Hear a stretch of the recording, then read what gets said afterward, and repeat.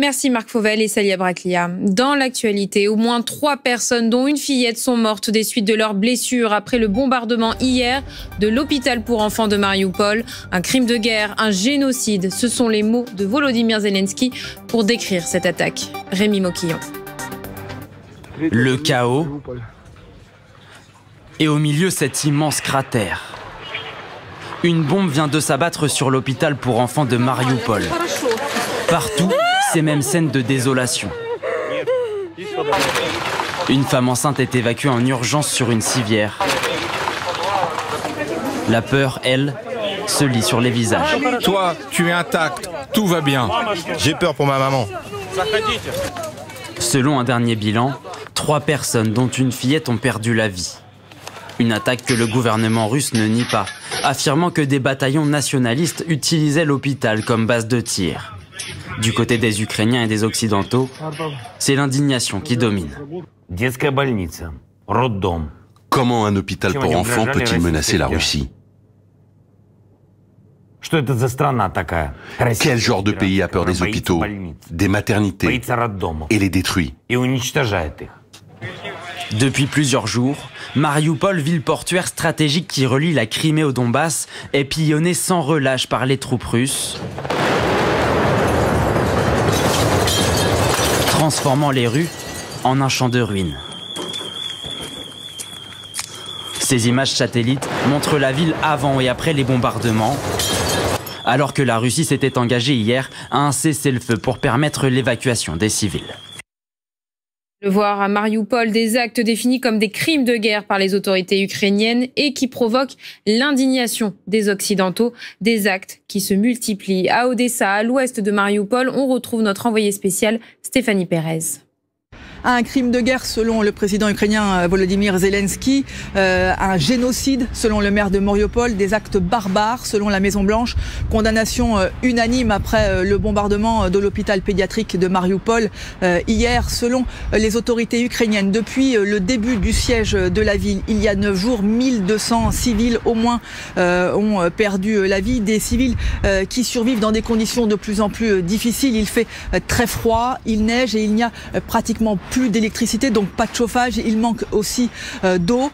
Certains ici n'hésitent pas à comparer la situation de Mariupol avec celle d'Alep pendant le conflit syrien ou celle de Grozny pendant le conflit tchétchène. Grosse inquiétude notamment au sujet des personnes âgées et des personnes handicapées en situation de très grande vulnérabilité alors que les conditions se dégradent. L'Ukraine a réitéré hier sa demande d'une exclusion aérienne au-dessus de son territoire pour éviter les bombardements russes. Demande pour l'instant rester lettre morte auprès de l'OTAN. Et puis Kiev se prépare. Les colonnes de chars russes proches de la capitale à seulement 15 km. L'armée russe avance lentement, mais les bombardements font rage dans plusieurs régions du pays. Kharkiv et Zhytomyr notamment. On fait le point avec Mohamed Mezrahi. À Zhytomyr, cet immeuble a été totalement détruit par les missiles. À 150 km à l'ouest de Kiev, la ville est pilonnée depuis plusieurs jours. Cette femme en pleurs est à la recherche du corps de son mari. Il était dans l'immeuble au moment du bombardement. Il est sûrement sous les ruines. Nous ne savons pas ce qui lui est arrivé. Cette autre résidente a tenu à entrer à l'intérieur de l'immeuble détruit. Elle y découvre le cadavre de son voisin. Je le connais, c'était Seri Kozuk. On a vécu ici 25 ans. Nous étions même ensemble à l'armée. À Kharkiv, la deuxième ville du pays a elle aussi de nouveau été bombardée.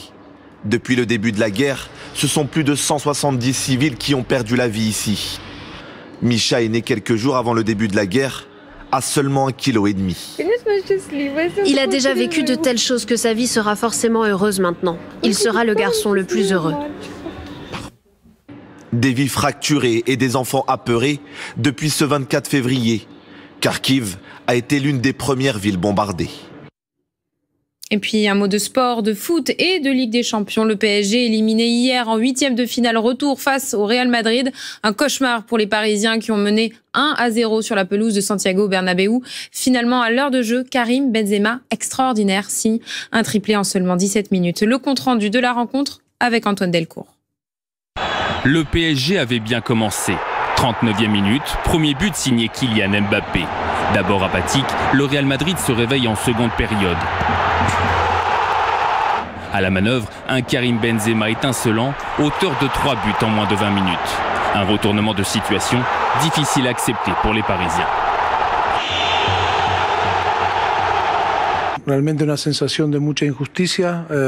C'est un sentiment d'une grande injustice. Sur un des buts encaissés, il y a une faute évidente de Karim Benzema sur le gardien. À partir de là, tout a changé, émotionnellement en tout cas pour les joueurs. Une défaite amère, suivie par ses supporters dans ce bar hier soir. Au coup de sifflet final, la déception sur tous les visages. On prend 2 buts en 2 minutes, même pas 1 minute. C'est inacceptable. Genre nous, supporters, on ne peut pas accepter ça. J'ai l'impression qu'on est habitué à cet ADN de loser, finalement. Et pour moi, le Paris Saint-Germain, c'est ces gens-là, c'est les supporters, c'est la beauté de l'ambiance qu'il y a à l'intérieur d'un bar.